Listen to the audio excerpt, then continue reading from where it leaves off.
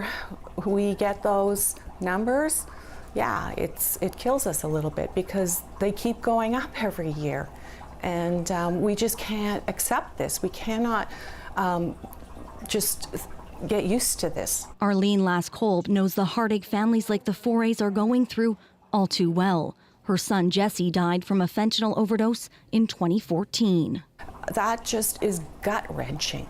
That takes us right back to what happened with our own children. We relive those nightmare memories all over again. For her, it's now past the point of pain. She's angry more isn't being done to stop these preventable deaths from happening. It's a lack of help, it's a lack of compassion, and it's a lack of a better, safer, regulated supply. And it's costing people like Harlan their lives every single day. Brittany Greenslade, CBC News, Winnipeg. It's only about a third of the way finished, but construction has halted on an apartment building in Winnipeg's downtown. The developer is having financial challenges. As CBC's Josh Crabb reports, that leaves the fate of that high-rise up in the air. Lanes are closed on both Donald Street and on St. Mary Avenue around the construction zone of this 14-story apartment complex behind me, but work has come to a halt.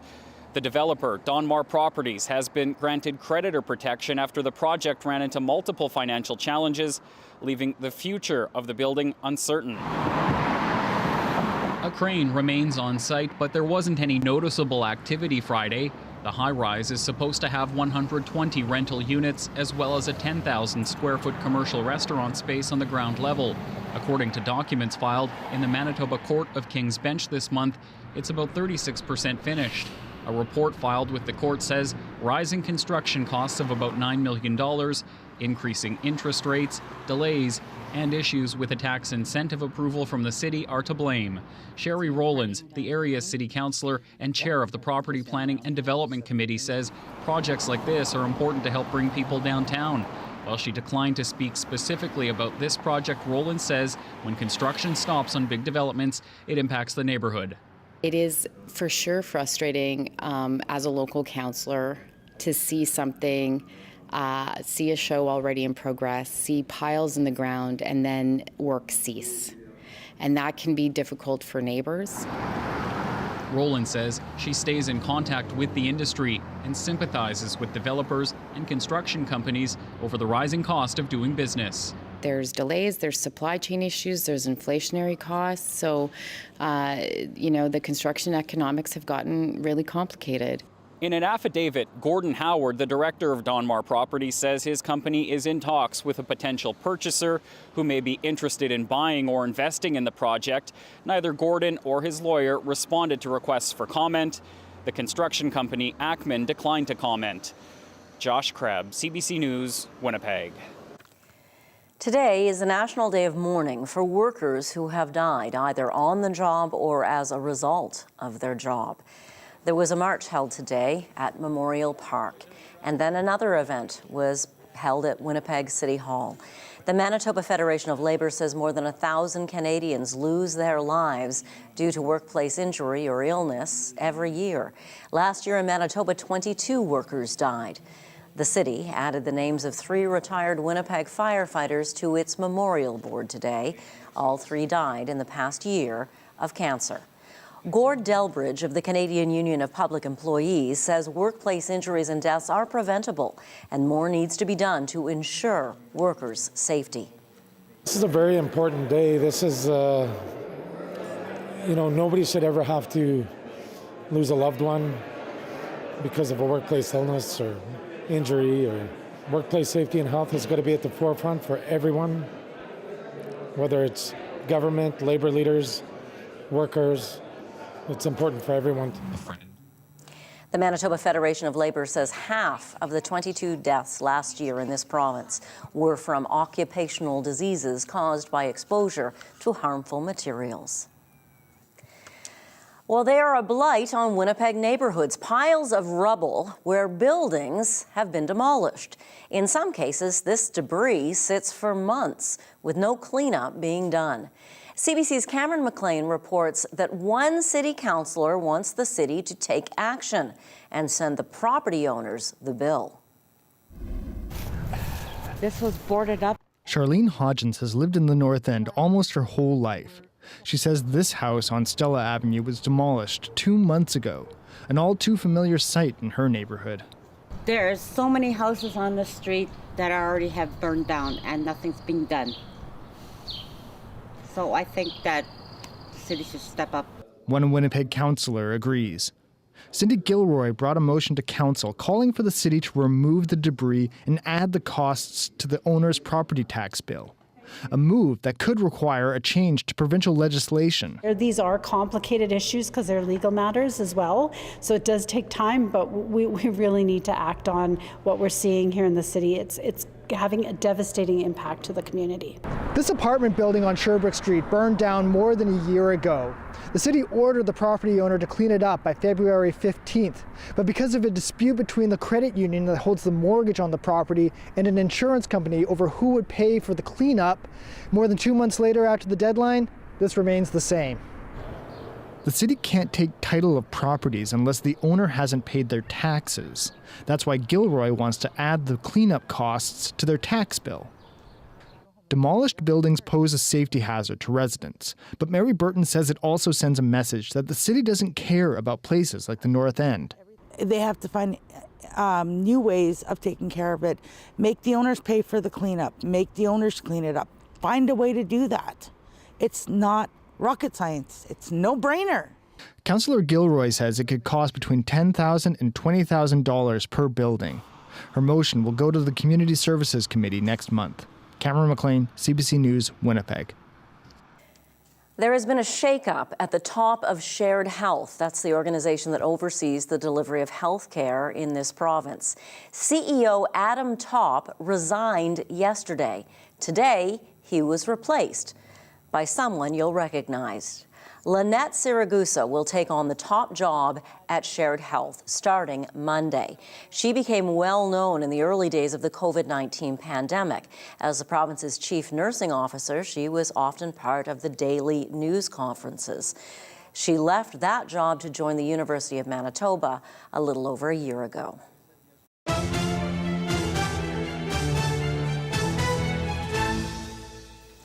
Alas, so much for the whiteout parties. The whiteout is over. The Winnipeg Jets have been eliminated from the race for the Stanley Cup. Las Vegas made that clear that they were planning to dominate the team 50 seconds into last night's game with that goal by Chandler Stevenson. They'd add 3 more goals in the second period. The uninspired Jets managed 1 goal late in the third, then they checked out for the season. A clearly frustrated coach, Rick Bowness, declared his post-game comments were going to be short and sweet. Here's what he had to say in its entirety.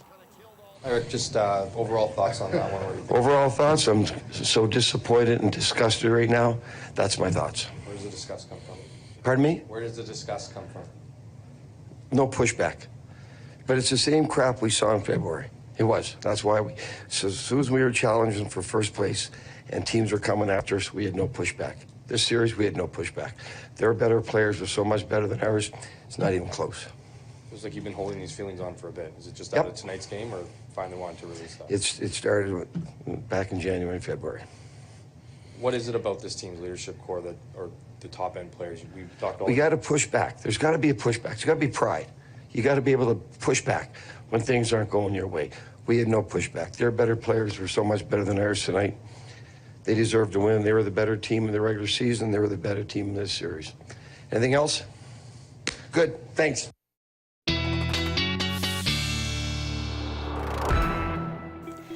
Weather specialist Riley Laychuk joins us now. So at this window, I can see some clearing over there. There's a little bit of blue sky, but there's some really dark clouds there. Are we done with the rain? Oh, you've done my job for me. I can go home now. Are we? I can't tell from this sky. Yeah, it's been kind of an indecisive day weather-wise, and that's really going to continue for the next couple of hours at least, and we're looking at a bit of a wetter weekend.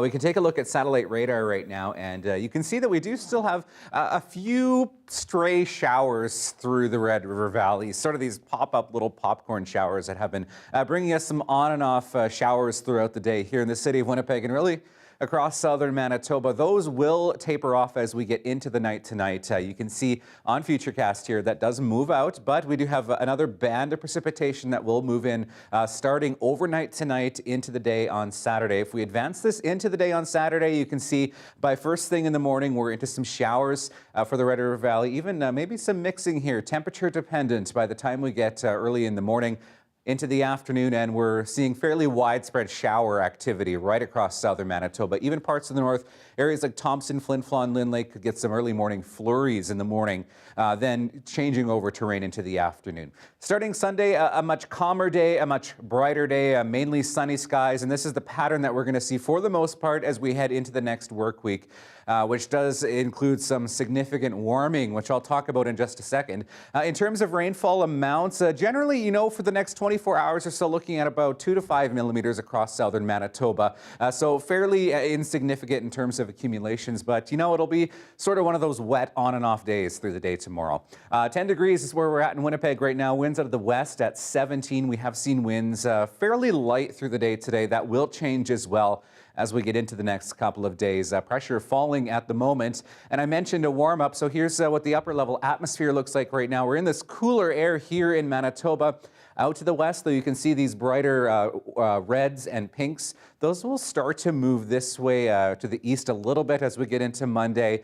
But by the time we get into Tuesday and Wednesday, southern Saskatchewan, southern Alberta, looking at temperatures in the high 20s for the afternoon, and that will make its way to the east slowly through the next work week. More immediate in terms of temperatures, we're going to see temperatures tonight across southern Manitoba really around that 3-4 degree mark. Could see some flurries around the freezing mark in northern part of the province. +8 in Thompson tomorrow, +9s for Winnipeg and Brandon with the showers through the day tomorrow. And if we look at the next few days, bright sunshine for Sunday and Monday, a bit breezy. And Janet, 13 degrees on Monday. It gets better than that. The details in your 7-day forecast coming up. We're going to hold you to that. Thank you, Riley. Still ahead tonight, we're going to tell you about a funny new movie that opens in theaters tonight. It's called The End of Sex. It's Winnipeg Connection coming up.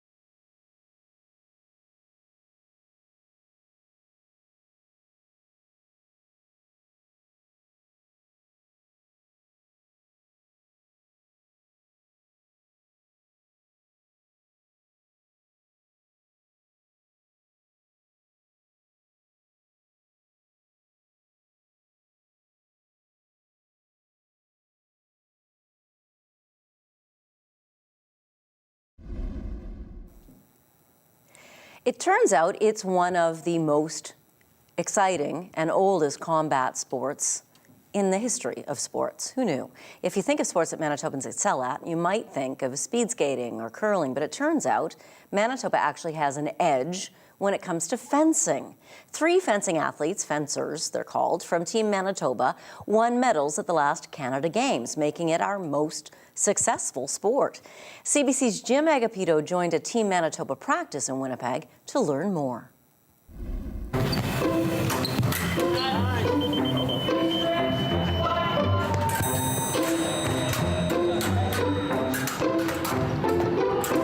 Introduce yourself. Okay, hi, I'm Cheryl. I'm 16. I'm currently a member of the Manitoba provincial team. Recently, I went to the Canada Winter Games and I was lucky to get a silver medal for Manitoba.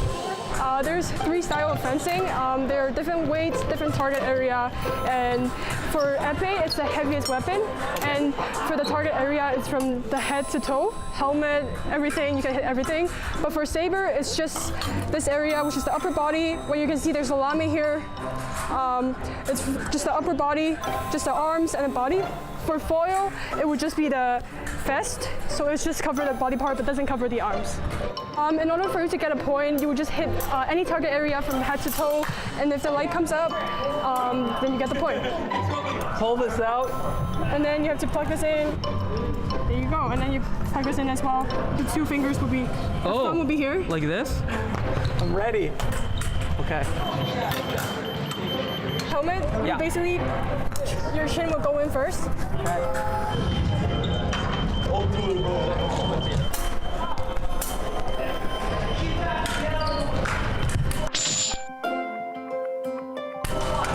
My name is Ayash Bunachada. I'm the provincial coach in Manitoba. I competed internationally with the Algerian national team, and then I went to get my coaching education. I became a coach. I coached the Algerian team, and then from Algeria I moved to Canada 25 years ago, and then I'm coaching for Manitoba and for Canada as well. And since I can whip a little bit, right? Yes, you can, but it's risky. Okay, so you don't want to go too much. You try to avoid. If you can avoid, you have good legs. You are a boxer. Make him short, and then you go. This is the best strategy. Okay. Oh, it's This is another way. Is that what I'm doing there? Right? Yeah, you got 3 points. You saw it when you hit, you get a point. If both of you hit at the same time, both of you get points. In saber, it has rules. It's a conventional weapon. If you attack and your opponent is not attacking, is trying to hit you doing counter attack, the point is for the one who is attacking. When you attack, you have priority. To get the priority back, to get it, you have to take the weapon or to defend yourself and hit your opponent. This is how it works. If both of you attack, both of you, no points. There is no point. If one attack first, you get the points because he has the priority. Yes, like that. It's his attack. Yeah.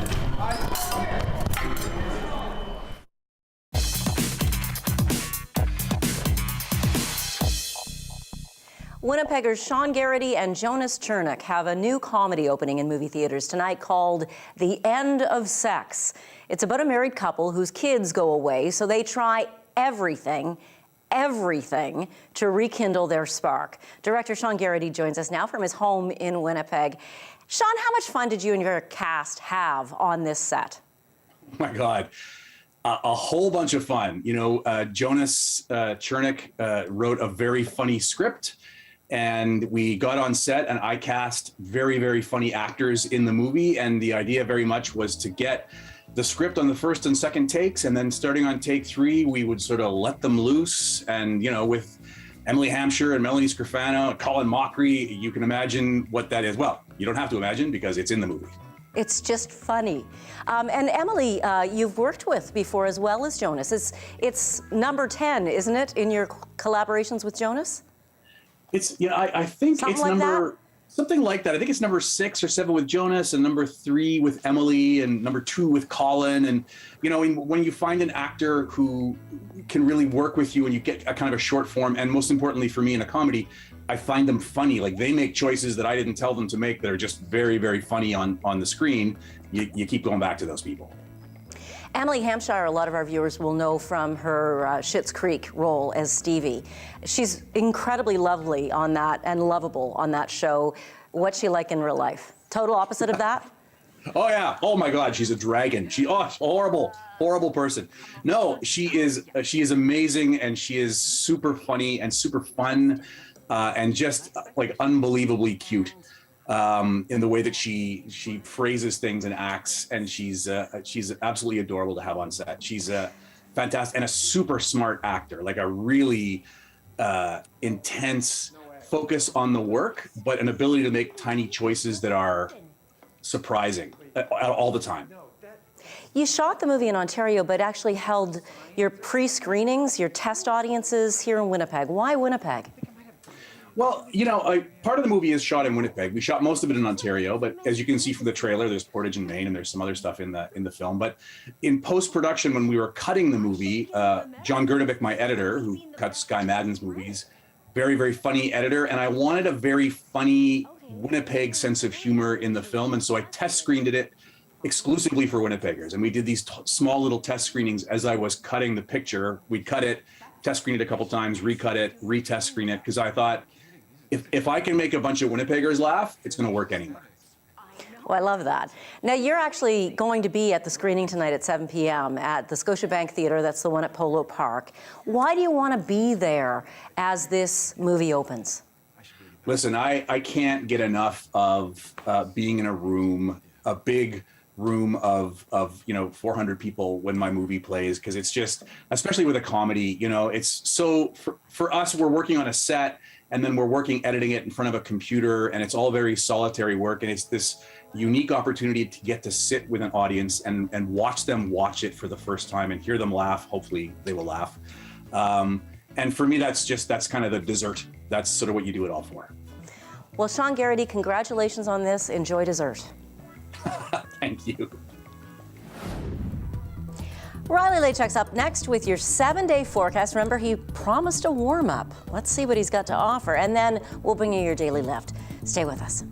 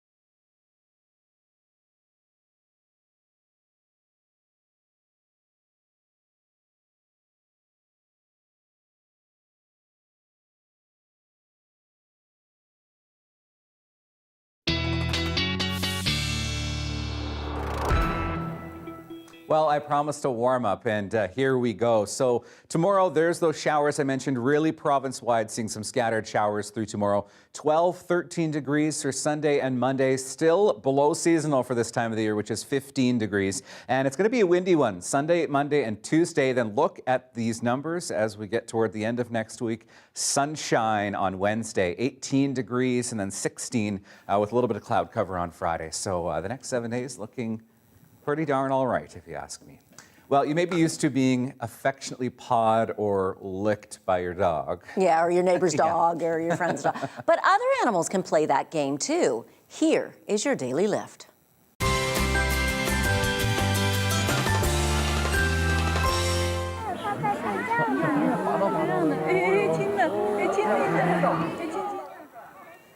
That's a 10-month-old panda named Jiron, who apparently likes to get cuddly with zoo staff in Chengdu, China, as well. You just know videos like this showing affectionate pandas, he's hugging her, are going to get attention.